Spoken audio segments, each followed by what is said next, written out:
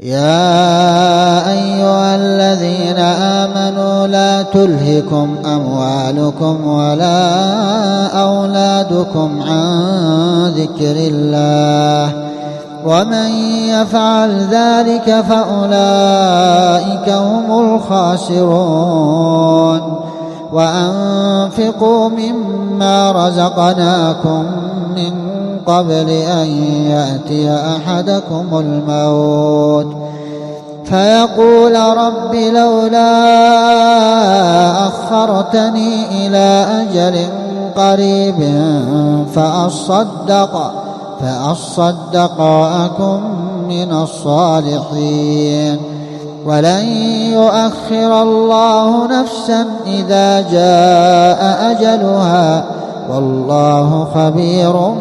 بما تعملون.